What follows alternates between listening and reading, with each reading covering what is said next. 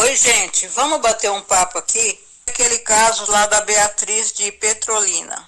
Em 2019, Eu fiquei muito impressionada com o caso e peguei o vídeo e baixei no meu computador para ver melhor o rosto do suposto sujeito que fez a barbaridade com ela. E usei um aplicativo muito eficiente e usando esse aplicativo eu consegui uma melhor imagem. Eu tentei entrar em contato com a delegacia de Petrolina e os policiais que estavam cuidando do caso para eu dar uma posição do que eu tinha descoberto. Mas foi muito difícil. Todas as delegacias que eu ligava não atendiam, me passavam para outro lugar, para outro telefone e nada. Acho que era época de festas. Quando eu finalmente consegui falar com alguém, a pessoa me disse assim, passa pelo 0800 todas as informações que a senhora tiver. Mas não era isso que eu queria, gente. Eu queria dar minha contribuição, porque eu já tinha trabalhado em Instituto de Criminalística, como eu falei para vocês. Minha intenção era debater com alguém que estivesse no caso, para poder dar umas ideias. Porque já que a polícia pede para a população ajudar, se a gente quer ajudar, eu acho nada mais que justo que eles ouçam a gente, né? Mas pelo fato de eu ter dito que eu era do estado de São Paulo e ser aposentada, isso afastou alguma possibilidade de diálogo. Só muito tempo depois, acho que uns 15 dias depois, eu realmente tive uma resposta, porque uma pessoa da investigação de lá me ligou. E foi muito simpático. Nós nos falamos por WhatsApp e eu passei as imagens que eu tinha obtido e também algumas informações que eu achava que seriam interessantes para o caso. Só que ele me falou que eu teria que falar diretamente com a chefe da investigação do caso e passou o número dela. Eu mandei uma mensagem de WhatsApp e perguntei o nome, porque eu não tinha certeza se eu tinha adicionado o número certo. Então eu perguntei, é a doutora tal? Eu falei, foi o seu funcionário, o senhor tal, que me indicou, gostaria de falar com a senhora sobre o caso. Ela apenas visualizou e não respondeu. Nesse meio tempo, em que eu estava tentando falar com a delegacia de Petrolina, eu tentei falar com a mãe da Beatriz por muito tempo.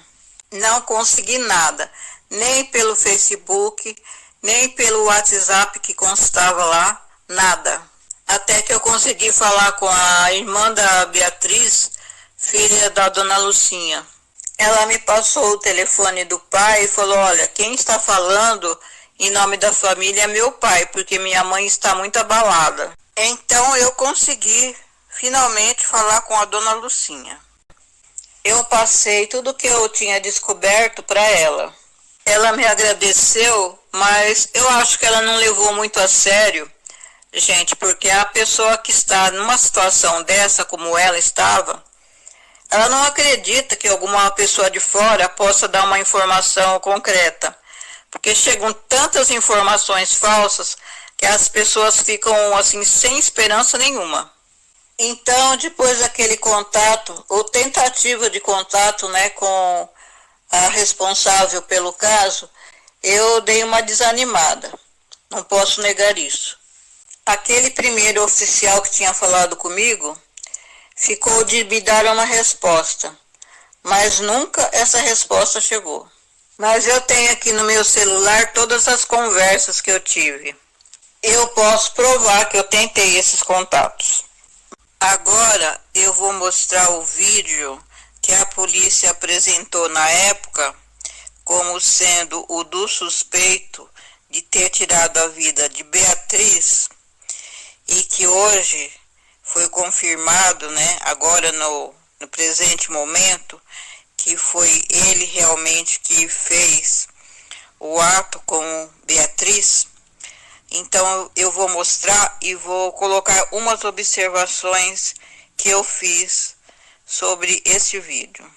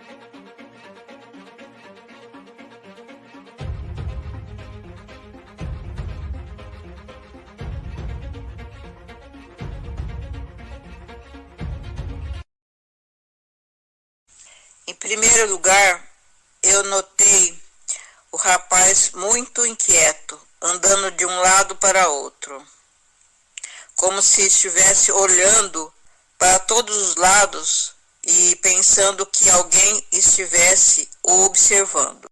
Em dado momento, ele se encosta no muro e parece vomitar. Talvez ele estivesse sob efeito de bebida ou outra substância ilícita. Ele pega uma moto que estava no meio-fio e leva para a calçada, o que é muito estranho isso. Será que ele estava preparando uma fuga usando essa moto? Depois ele senta no meio-fio, tira a faca que estava no calçado, na meia, se levanta e vai em direção ao colégio. Quando ele passa na altura de um poste, que vocês podem observar no vídeo, ele coloca a faca no bolso. Segue em direção à esquina. Ali ele encontra um casal, desce da calçada e vai em direção a esse casal, que se assusta. O homem se coloca em posição de defesa e se vira de frente para ele. Alguns segundos eles ficam se olhando, depois cada um vai para o seu caminho. O que será que assustou o homem? A expressão dele? Porque na foto que eu vou mostrar para vocês, que eu tirei do vídeo e usei o aplicativo, ele estava com o olhar muito parado. Deve ter sido isso que chamou a atenção do homem. Outra coisa que me chamou a atenção é que no momento antes dele tirar a faca do calçado, ele estava com um celular na mão, conversando com uma pessoa. Parece que ele recebeu uma ordem ali para entrar no colégio. E é estranho essa coincidência dele estar usando o celular, falando com uma pessoa, e logo depois pega essa faca no sapato e sai rapidamente em direção ao colégio. Depois ele entra no colégio e comete o ato, que nós já sabemos. Outra coisa muito importante nessa história toda é o seguinte: alguns dias antes do acontecido com Beatriz, as chaves de umas salas do colégio foram furtadas. Depois que a Beatriz foi encontrada naquele estado, que todo mundo sabe, se procurou ali algum estranho, que houvesse entrado no colégio, e viu-se que não tinha ninguém saído, e procuraram nas câmeras para ver se algum suspeito tinha saído. Não encontraram nada. Como é possível uma coisa dessa? Se ele entrou, ele teria que ter saído, e as câmeras teriam que ter mostrado ele saindo. Se não mostraram, o que pode ter acontecido? Na minha opinião, ele pode ter entrado em alguma daquelas salas e se trancado, esperado a confusão toda terminar para poder sair. É isso que eu falei para a polícia de Petrolina, porque não tem lógica. O cara ia se evaporar no ar. Se foi isso, foi uma coisa planejada. Já foi tirado as chaves antes, tirado, furtado, para depois se cometer o crime e o assassino se esconder numa das salas. Talvez seja aquela sala que eles falam que era de balé, que depois foi reformada rapidamente pela direção do colégio e que não foi periciada, porque no momento estava trancada. Que eu fiquei sabendo que as salas que foram periciadas eram aquelas que eles tinham as chaves. As salas que tinham sido roubadas a chave eles não conseguiram entrar. O suspeito, que a gente tem que falar, né, para não dizer exatamente a palavra, para não ser bloqueada pelo YouTube, poderia perfeitamente estar dentro da sala, trancado. Uma coisa que foi falado, que eu não concordei, foi o seguinte, que ele era um negro. Não sei se vocês lembram, mas isso deu muita confusão. Inclusive, funcionário do colégio foi acusado de ter participado pelo fato de ser negro, né? E eu falei, tanto para a polícia, mandei mensagem, quanto para dona Lucinha. Ele não é negro, ele tem uma pele tipo assim, meio amarronzada, né? Aquele tipo característico do Nordeste, bronzeado e cabelos enrolados. Agora, no vídeo, pelo fato de ser à noite, foi facilmente confundido com uma pessoa sendo negra, mas não, ele não é negro. Pode-se até dizer que ele tem uma mistura, mas do jeito que foi propagado, todas as pessoas estavam procurando um negro, né? Quem que ia procurar uma pessoa com essas características? Bronzeado? Nada. E outra, quem é bronzeado pode deixar de ser. Só deixar de ir para o sol, que deixa de ser. E foi usado um aplicativo para colorir ele, na época, que ficou amarelado a foto. Ficou estranho, porque não ficou nem branco, nem preto, ficou amarelado. Eu notei que ele tem uma entrada muito profunda no cabelo. E isso é uma característica genética. E atrás da cabeça, ele tem um tipo de uma falha no cabelo. O que me deixou muito intrigada é que outra pessoa envolvida no caso também tem esse tipo de falha no cabelo e também atrás da cabeça parece que tem essa falha. Eu vou mostrar aqui para vocês. Essa pessoa que eu estou me referindo é o Alisson, o rapaz que a polícia acusa de ter apagado os vídeos do colégio. Eu vou confessar para vocês que no primeiro momento eu até desconfiei que fosse o Alisson que tivesse entrado no colégio, porque é incrível essa coincidência do cabelo deles ter essa mesma falha, nessa entrada. Então o suspeito de ter feito isso com a Beatriz, ele tem o cabelo mais cheio, né? Mas o Alisson tem o cabelo batido. Mas se vocês examinarem exatamente, se o suspeito tiver o cabelo raspado, deixado bem curtinho, vai ficar o desenho igual o cabelo do Alisson. E também o formato do rosto do Alisson é bem parecido com o dele, mas aí eu observei o Alisson através do Facebook dele e que não era o Alisson, porque até isso eu desconfiei que tivesse sido ele que entrou no colégio, né? Porque ele teria tanto medo assim que as câmeras mostrassem alguma coisa. Não é estranho? Mas depois eu comprovei, não é o Alisson que entrou no colégio.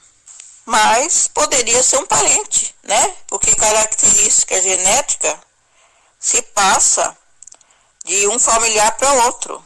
E eu observei também outros parentes do Alisson que têm o mesmo sobrenome e a mesma origem genética.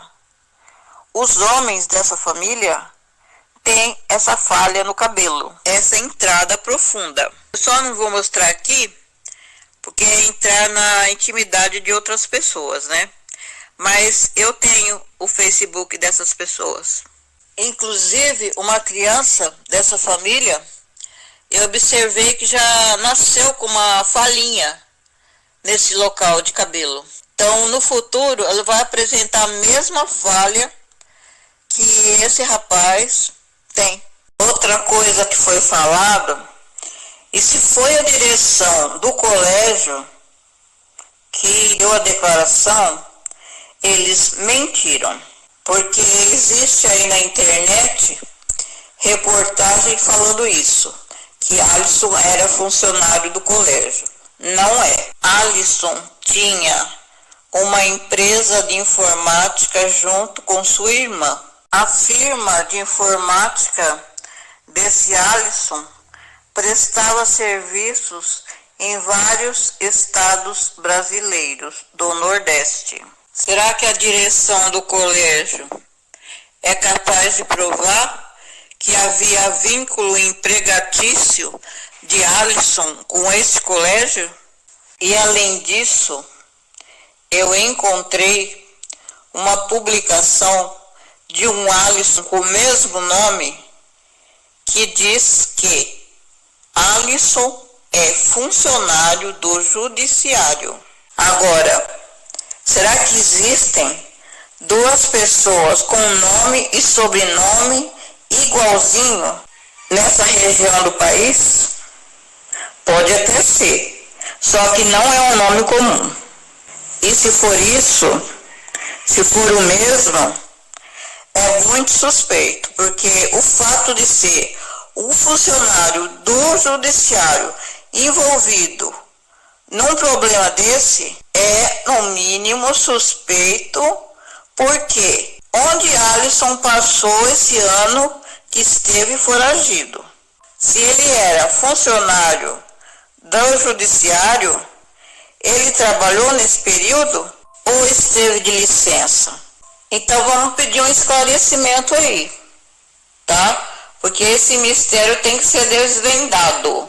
Nós, o povo, queremos saber. Alisson era mesmo funcionário do judiciário em 2015? Eu notei que agora esse Facebook que existia da irmã dele não se consegue mais entrar. Deve ter sido excluído.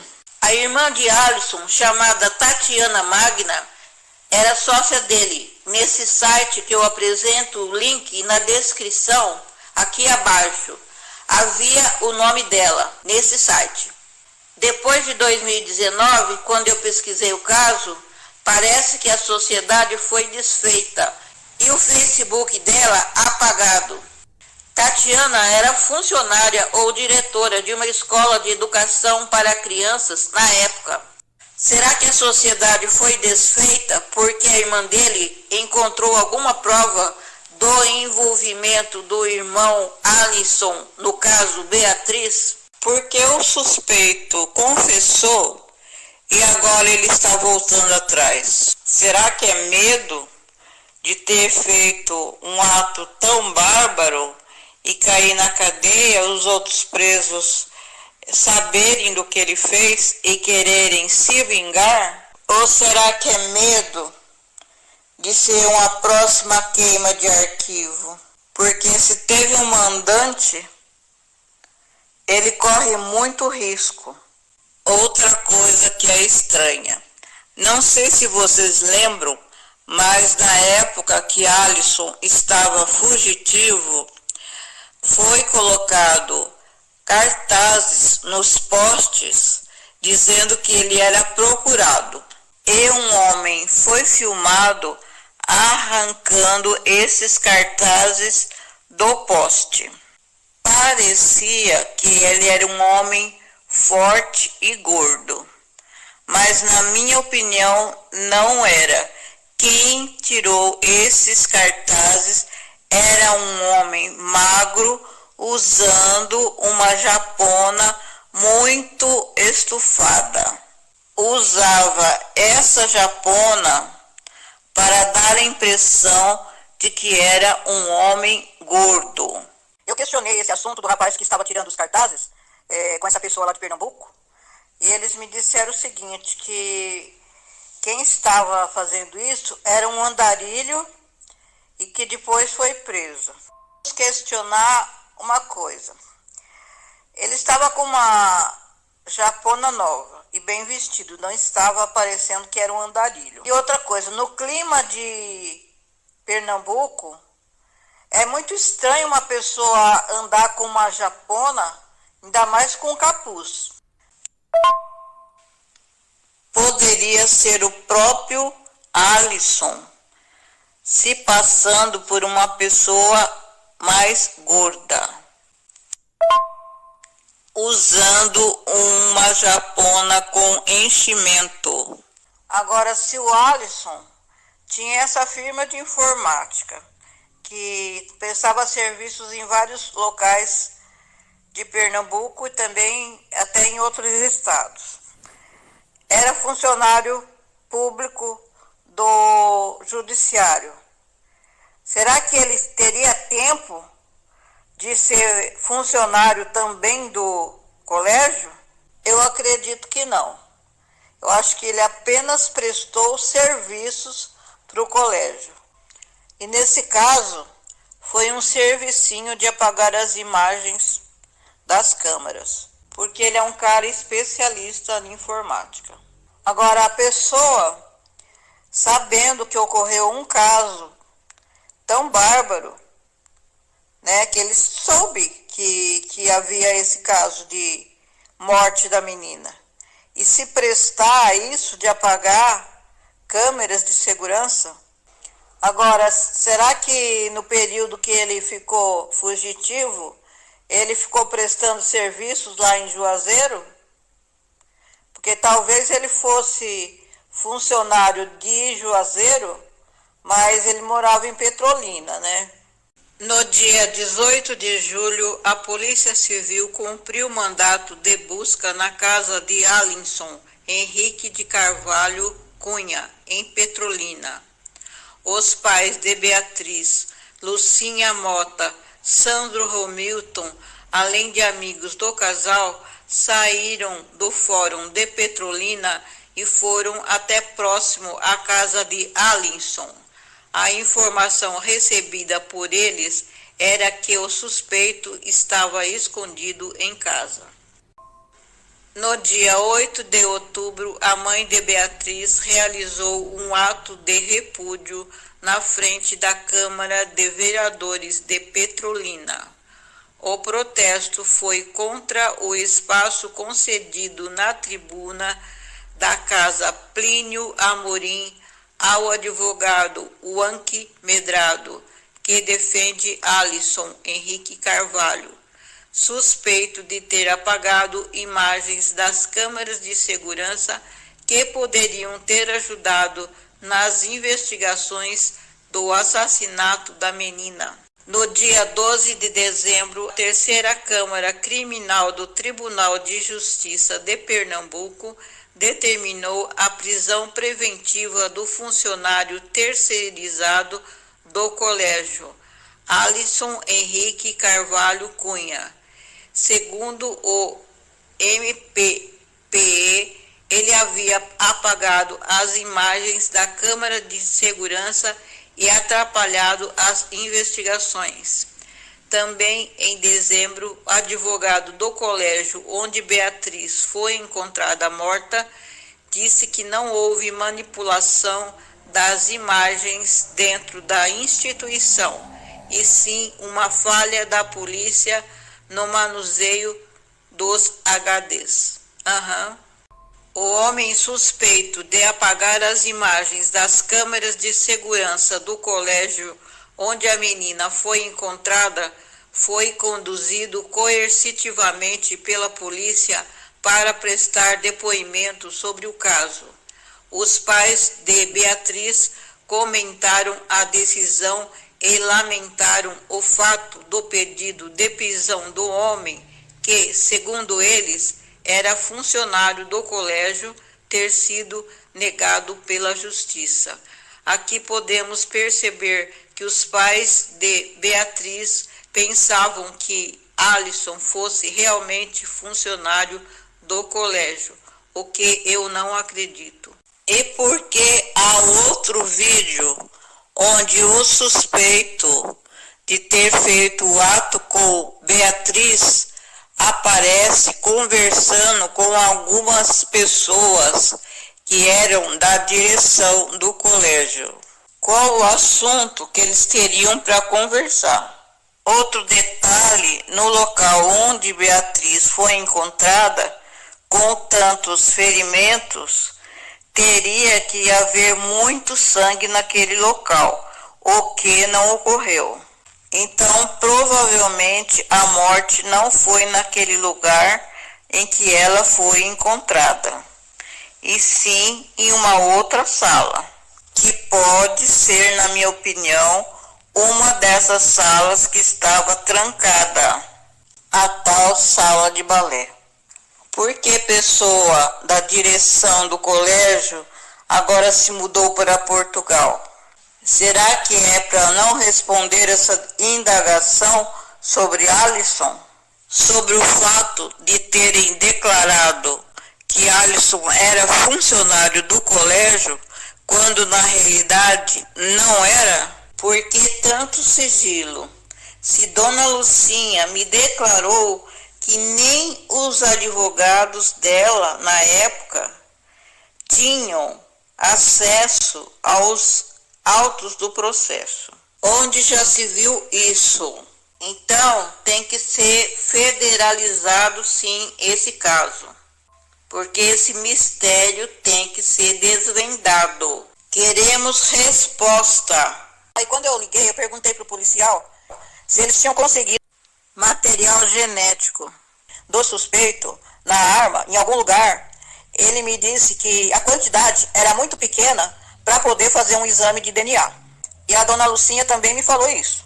Isso foi em torno de 2019, 2020. Agora, nesse ano, eu vi uma policial declarar que conseguiram lá separar o material genético para obter as provas. Que antes eles não tinham a tecnologia suficiente para isso. A tecnologia existe e há muito tempo já se consegue fazer esse tipo de exame. Acontece que a polícia brasileira, eu já descobri isso, não tem o conhecimento necessário, muitos lugares não têm os conhecimentos necessários para fazer esse tipo de exame. Agora existe uma ciência chamada genealogia genética. Está sendo usada para desvendar crimes. Só que a maioria dos estados não tem muito conhecimento disso ainda. Isso no Brasil, né? Porque em países mais evoluídos já está sendo usado há bastante tempo. Então, como é feito isso? Por exemplo, ocorre um crime. É recolhido o material genético, sangue. Vai para um laboratório e identificado o DNA. Antigamente, o que se fazia? Só se tivesse um suspeito, havia comparação. Hoje, já não precisa-se mais fazer apenas com a comparação. No caso aí da Beatriz, eles tiveram sorte porque o Marcelo já estava preso. Se ele não tivesse preso, provavelmente, muitos anos se passariam até se obter alguma prova e encontrar o suspeito. Ou talvez nem encontrassem. Se fosse um cara que nunca tivesse passado pelo sistema prisional, como é que se ia achar esse cara? Seria uma agulha num palheiro, porque estavam procurando um negro, né? Aí aparece um cara que não é negro, é meio cafuso, como se fala aí na gíria antiga, né? Falava que era cafuso. Não tinham nenhuma foto do suspeito. E essas fotos aí, com tipo retrato falado, não dão nenhuma ideia que parece com o Marcelo. Eu mesma já questionei uma professora de genética forense. Por que no Brasil não se usa a técnica de genealogia genética para a solução de crimes? Sabe qual foi a resposta? Nenhuma. Acho que ela não quis se comprometer dizendo que a polícia não sabe dessa técnica ainda. A polícia brasileira, né? Eu posso citar um exemplo? Aqui, ó. Tem um caso aí que aconteceu. Dois velhinhos foram jogados numa estrada, mortos, e foi tiradas as digitais dos pés e das mãos deles.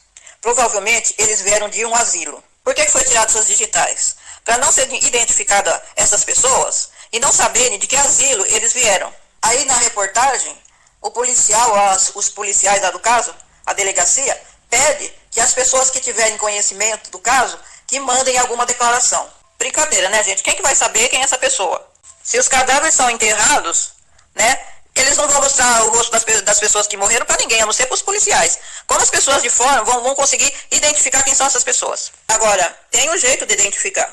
Através da genealogia genética, seria facilmente identificado quem são essas pessoas. Agora, se eu ligar lá e falar, eu posso ajudar nesse caso, eles vão falar, não, gente de fora não pode, né? Eu acho que vai acontecer igual no Pernambuco. Ah, não pode porque é de outro estado, já está aposentado, o que a senhora sabe que nós não sabemos? Agora eu falo, se eu tivesse o resultado desse DNA, dessas pessoas que foram jogadas lá na estrada, eu poderia colocar num banco genético de sites genealógicos e chegar à identidade dessas pessoas. Como é que se faz para chegar na identidade de uma pessoa nessas condições? Pega o resultado do DNA, sai um número bem grande lá que identifica, esse número é particular de cada pessoa. Pega-se esse resultado e leva-se para um site específico para descobrir a família que essa pessoa pertence. São milhões de dados das pessoas que existem nesses sites. São catalogados há muito tempo. Então, chegando esse número, que eu falei que é um número grande, que identifica uma pessoa, se joga nesse site e há muitas pessoas pesquisando que já têm experiência no assunto, vai falar, olha, essa pessoa pertence a tal família. Aí se identifica várias pessoas que são parentes dessa pessoa que a gente está procurando. Não vou dizer que seja uma pesquisa muito fácil, demora um pouco, mas se chega a um resultado. Nazaré Paulista, cerca de 80 quilômetros de São Paulo. O que acredita-se? Que exista alguma clínica clandestina, onde esses idosos foram depositados por conta dos maus tratos que eles trazem no corpo e, eventualmente, a nossa linha de investigação é que, com o intuito de permanecerem recebendo a Previdência Social, essas clínicas clandestinas não dão conta da morte desses idosos. Ou até mesmo pode se tratar da família, para conseguir continuar pegando esse dinheiro. O golpe da Previdência funciona da seguinte maneira. A clínica clandestina não notifica a morte do idoso e continua recebendo a aposentadoria. E percebe-se que as pessoas que ali deixaram aquele corpo tiveram cuidado de o esconderem. Ele tinha as vestes, as roupas limpas, mas assim, os exames revelaram a impossibilidade de fazer a coleta das digitais para identificação. Nós colhemos DNA e há um ano nós estamos atrás de sabermos o porquê aquele corpo foi colocado naquele local, sem dar notícia para as autoridades da sua morte. Quem são eles? E onde estão as famílias? Onde é essa possível clínica clandestina? Para que essa história tenha um ponto final. Porque essas pessoas tiveram uma história, tiveram uma vida. E elas não podem ser jogadas ao leito na área pública como se não fossem nada. Então, quando me disseram isso, que tinha pouco material, eu achei meio estranho, mas fiquei na minha, né?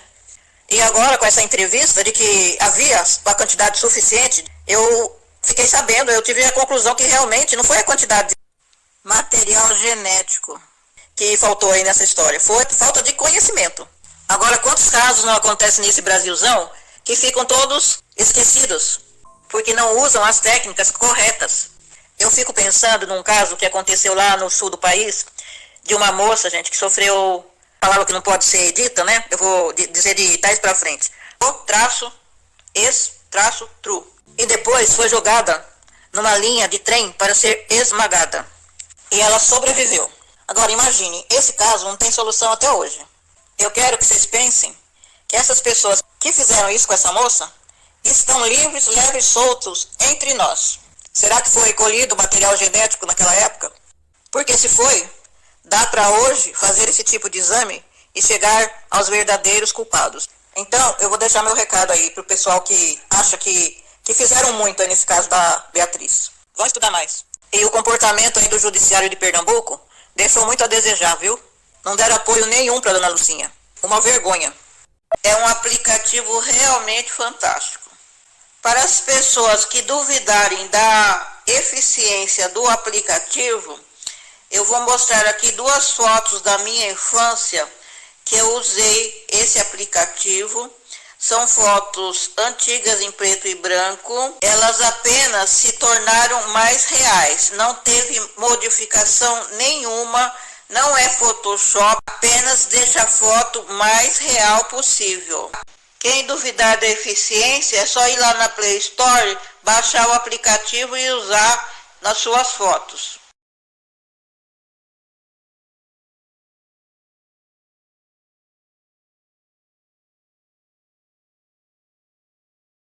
Aqui vou fazer uma ressalva. Este aplicativo funciona muito bem para fotos, principalmente as antigas. Mas nesse caso, eu usei em cima de uma foto que eu tirei de um vídeo, por isso a imagem ficou um pouco distorcida. Mas dá para notar alguns detalhes, como por exemplo, o olhar parado e a boca entreaberta mostrando os dentes.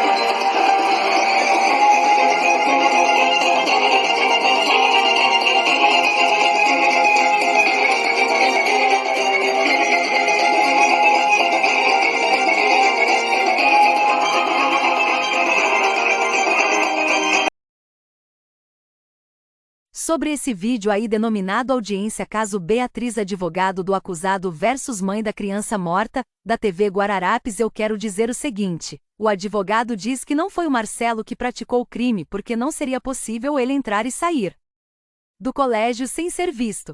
Isso não é verdade. Pessoas viram ele entrar e se dirigir ao bebedouro. Certeza, é ele. Não tenho dúvida nenhuma. A foto dele descendo as escadas. E eu já apresentei aqui no vídeo anterior. Sobre o fato dele dizer que apanhou e estava indo fazer exame de corpo de delito porque não aponta essas pessoas que bateram. Outra coisa que ele alega é que quando confessou foi coagido e por isso falou. É uma grande mentira isso, ele falou espontaneamente e inclusive falou que já acompanhava Dona Lucinha nas redes sociais, como ela mesma soube depois. Na minha opinião, ele não apanhou, mas se tivesse apanhado teria sido bem feito para largar de ser canalha e ser um homem de assumir seus erros. Ele mesmo falou que fez isso porque estava bêbado e podemos comprovar isso porque no vídeo onde ele aparece tirando a faca do calçado ele se encosta no muro e parece vomitar, como eu já falei aqui. Outra prova é o depoimento da mulher que se relacionava com ele e disse que ele confessou a ela que praticou o crime. Como ela iria saber disso se ele não contasse a ela? Se ele alega que foi coagido porque não pede proteção e aponta os nomes de quem o obrigou a confessar, por que não foi coagido nada, então por que não fez exame de corpo de delito na época que foi preso? Ou foi coagido só no grito? Quer se fazer de vítima agora quem acredita em você, Marcelo? O mal do sistema do Brasil é que se permite que um réu minta. Isso nunca deveria acontecer e sim, como em outros países evoluídos, tem o direito de ficar calado, mas se abrir a boca tem que. A verdade é que não, pode falar o que quiser e depois voltar atrás, falando que não falou, que foi coagido, etc. Se fosse em outros tempos levava um tapão no escutador de jogo e virava gente. O pior é ver os advogados nessa também, querendo fazer a gente acreditar nessa pataquada. Doutor, perca seu tempo não, nós não acreditamos. Diz que vai trazer perito famoso com novas evidências. Vamos ver isso, traga mesmo, mas traga alguma coisa relevante porque nós já somos macacos velhos nesta história. Tá igual o caso do advogado do Vanderlei que falou que tinha provas contundentes, bombásticas como ele mesmo dizia e até agora não apresentou nenhuma.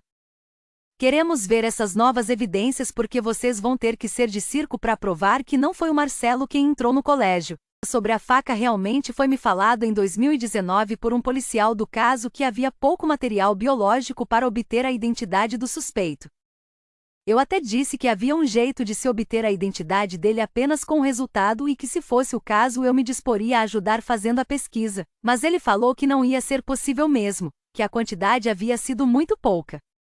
Na realidade eu acho que não foi isso que aconteceu, houve descaso sim, tanto é que depois que Dona Lucinha pressionou o governador que ia reclamar dele no exterior, apresentaram o resultado. Foram 124 suspeitos que foram apresentados, e um após o outro a polícia científica dizendo, não foi ele, não é esse.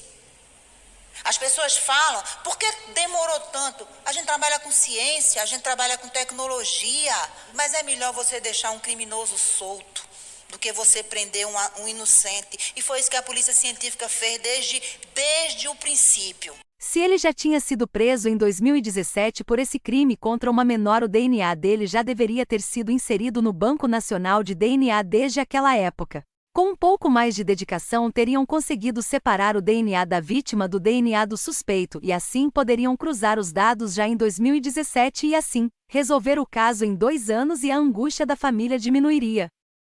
Então não adianta tentar vir nos convencer com essa conversa de que trabalham com ciência e tecnologia, porque a tecnologia brasileira neste aspecto está muito atrasada. Houve falha sim. E houve falha também em preservar o local do crime, porque se a escola não preservou, a polícia tinha que ter interditado de qualquer maneira.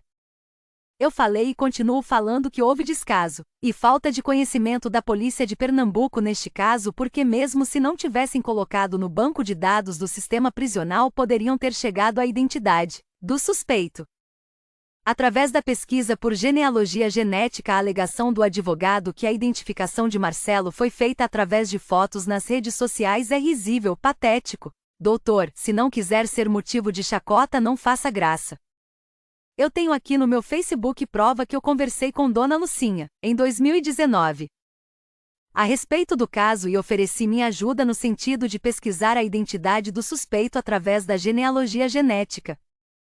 Já que, a meu ver, eles não estavam sabendo o que fazer para chegar a ele e o tempo mostrou que era isso mesmo. Só depois de uma boa pressão fizeram alguma coisa porque só tem 2 hipóteses para que não se chegasse ao meliante.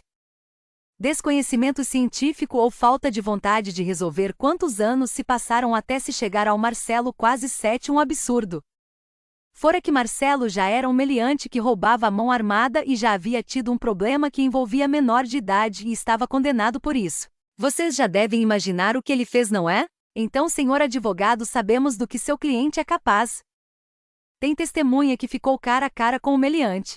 Eu não acredito nesta hipótese de que alunos tenham planejado o caso. Além do incêndio que houve dias antes, não há indícios nenhum que eles tenham participado do incidente Beatriz. O colégio é culpado porque o fato ocorreu nas suas dependências. O evento nem foi comunicado à polícia. Será que foi comunicado ao Corpo de Bombeiros? Porque um evento desse porte tem que ter autorização e vistoria deles. O colégio deveria ter proporcionado a segurança adequada. Além de tudo, após o ocorrido, não prestou atendimento de nenhuma forma à família da vítima e agiu como se nada de anormal tivesse ocorrido ali, inclusive retomando as aulas no dia seguinte. O colégio também acusou a polícia de ter apagado as imagens. Na realidade, vemos que Alinson, o acusado pela polícia de ter apagado as imagens, entra numa sala olhando desconfiado para todos os lados, como se sabendo que estava fazendo algo errado. Como relatei em vídeo anterior, Alinson não era funcionário do colégio como se propaga. Tinha uma empresa com sua irmã de informática e era funcionário do Judiciário do Estado da Bahia, prestando serviços em Petrolina. Então, como eu demonstrei no vídeo anterior, o homem que entrou no colégio apresentava um problema de locomoção no dia. Quase imperceptível, mas se prestarmos atenção podemos ver que parece que ele quase mancava, ou tem um problema no pé ou uma perna mais curta do que a outra. O fato é que isso produzia um andar oscilante, fazendo com que ele jogasse o corpo ora para a esquerda, ora para a direita. Não sei se este foi um problema temporário, como por exemplo ter machucado o pé, mas pode ser que o problema é permanente e assim será possível mais uma prova, pois basta fazer Marcelo andar e se posicionar atrás dele para verificar se ele tem este problema de locomoção. Quanto à questão da motivação, é possível que além da bebida ele tenha utilizado algo a mais e esse algo tenha produzido um surto que o deixou completamente transtornado, o que o levou a usar de tanta violência. Essa seria uma das hipóteses, mas não me convence muito por 3 motivos. O primeiro é ele está muito inquieto olhando para todos os lados naquele vídeo onde puxa a moto para a calçada, como uma pessoa que sabe que está errada e vai cometer um delito. Talvez ali ele quisesse roubar a moto para poder fazer uma fuga depois. Não deu certo. Segundo, ele recebeu um telefonema e logo depois tomou rumo do colégio, como se tivesse uma missão a cumprir que lhe tivessem instruído. Terceiro, depois do crime ele se livrou do celular. Se não tivesse nada que o comprometesse ali, ele não teria motivos para isso. Isso leva-se a acreditar que foi algo planejado.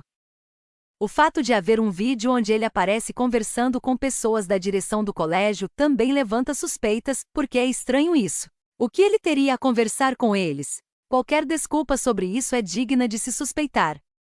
E num caso como esse, ninguém está livre de estar envolvido, até uma pessoa religiosa. Na religião também se esconde pessoas peçonhentas e capazes de fazer o mal.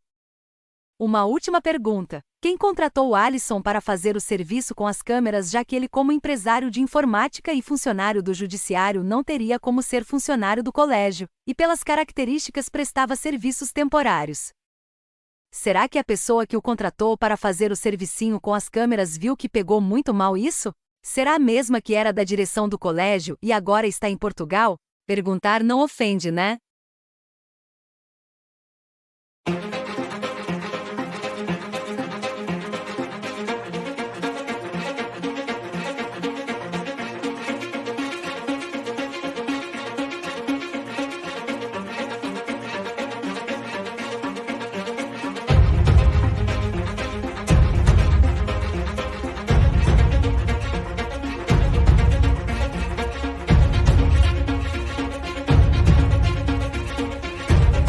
Canal do YouTube Ivete Meola. Comentários de notícias. Inscreva-se. Contribua para o crescimento do canal através da opção Valeu Demais abaixo do vídeo. Ou seja membro do canal.